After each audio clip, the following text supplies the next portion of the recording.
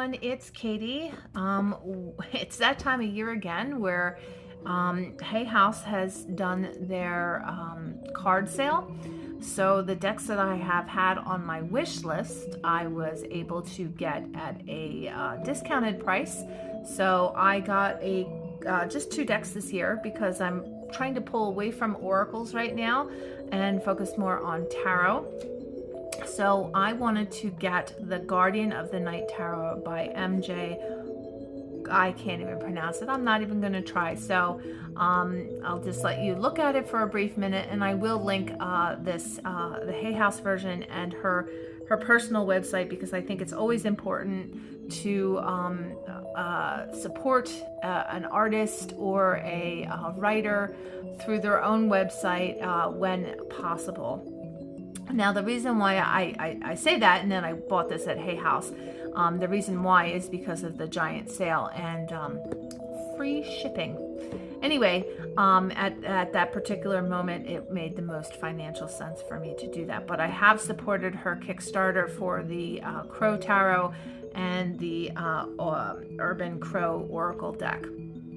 So I have supported her work in other ways. So this is, again, the thumb box. I had a much easier time opening this than I did a previous box where I broke my nail.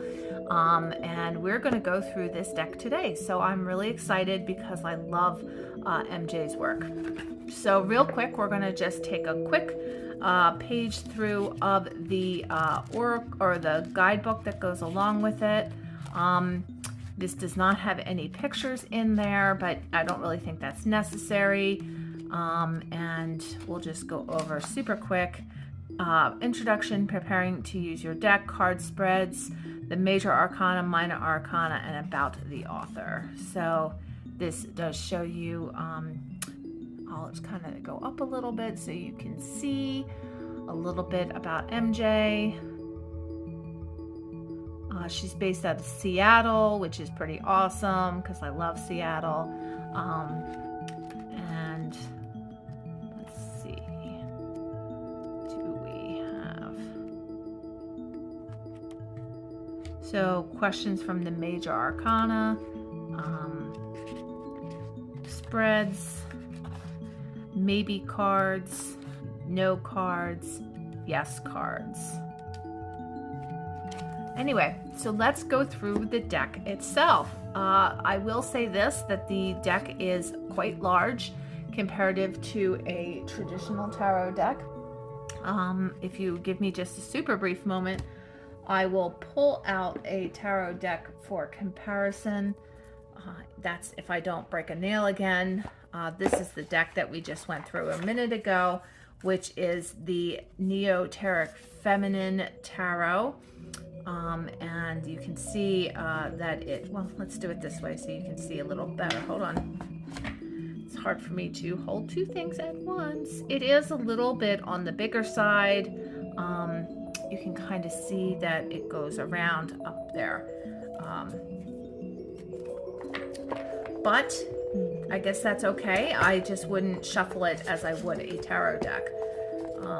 All right, give me a super brief moment. I've created a bit of a tangle here with the other tarot deck I just pulled out. Okay, so let's go through it. It is an animal-based deck, which I really like. And I like the different layers that are associated with it. I think the bat as the high priestess is really awesome. Oh, this is the back of the cards. I'm sorry, I got a little distracted by the artwork. This is the back. I love the bees. It is a thicker deck, so it will withstand shuffling. It just makes for a very thick to shuffle. I also love the fox as the empress.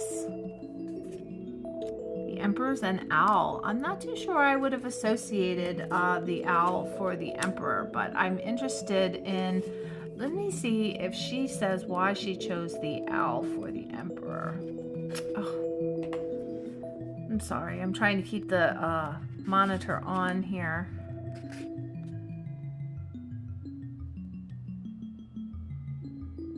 Okay, so the owl is wisdom, protection, authority, awareness, and guidance.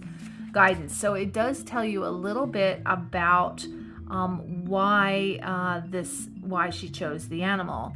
Noble, healthy, and wise, the great horned owl came right to mind without hesitation or second guessing when creating this card. The bird is fierce and possesses a powerful presence, much like how I imagined the emperor. An interesting fact I learned while researching the animals for this deck: although the great horned owl goes for traditional owl food such as rodents and frogs, it also hunts more massive creatures, including other birds of prey such as falcons. Also, with talons that close with a commanding force that are near impossible for any prey to open and escape, much like the emperor, the great horned owl, his decisions are final. The owl offers its courage and wisdom if you need to confront a situation or go on the attack. Sometimes problems require a level of aggression that demonstrates your command, desire, or passion for a positive outcome. Use this energy wisely and judiciously. So this deck is going to be really interesting to go through and find why she chose the specific animal she chose for each one of these.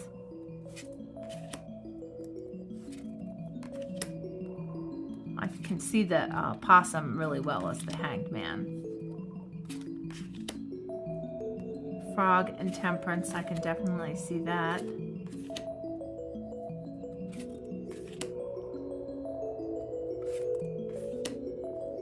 I like that.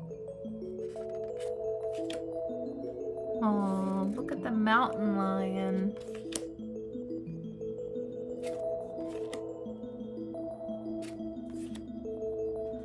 Alright, I am going to put the cards that I've already gone through off to the side.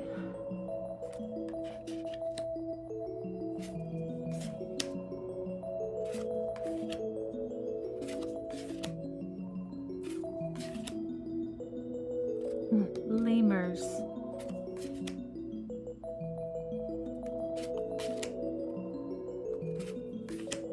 Porcupines. Can definitely see that. The Ten of Wands with the salmon, definitely.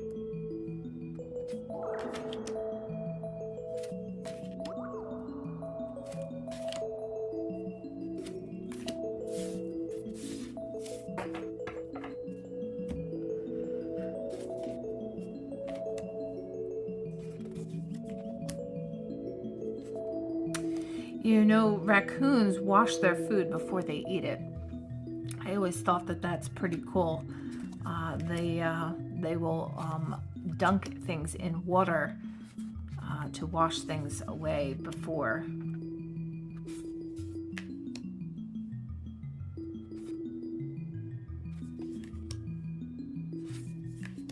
Oh, look at the Nine of Cups.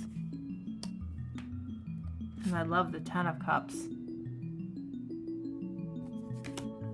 The Page. The Queen. I love the Queen. The King. I love frogs. Oh, look at the little hedgehog. That's adorable. The Six of Swords, I can definitely see a sea turtle as the Six of Swords.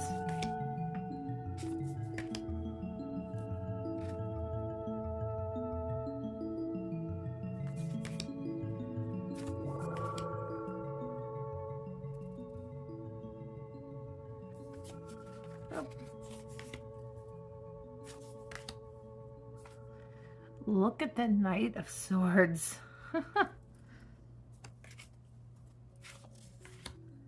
I love this card.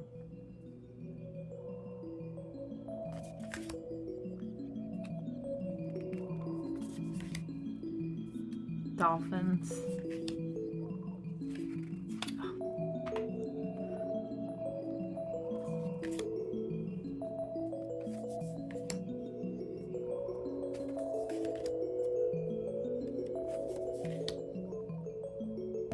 I think the spider, I guess that's a Black Widow. I think that's a great card for the Seven of Pentacles. Ooh, wasps.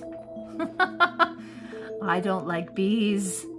I don't mind honeybees, but wasps freak me out. But it makes sense. I can see the reason why she chose a wasp. They are quite industrious. Oh, look at the Page of Pentacles, the octopus. The knight. And then the cow. Really pretty. All right, so let's try really hard to shuffle this deck. I think we're gonna have to zoom out just a little bit. So I think in order to shuffle this, first of all, it's going to be a challenge.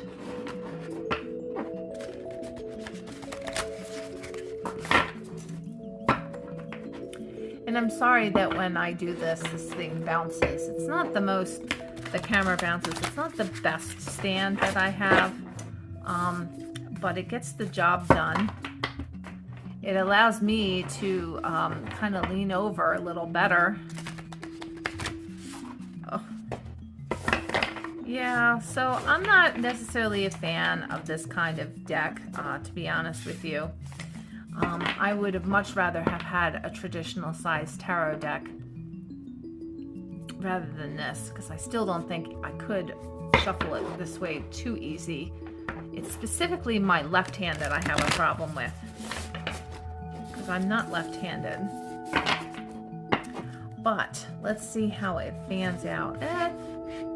It's still pretty matte, so it doesn't fan out easily, but we can do it the way I showed in other videos. This is how I would if I was doing a reading for you as a client or myself. I shuffle the deck. I try to do it a couple times the previous way, but this is how I end it. And it's just always been my ritual. I just do this until I feel that I have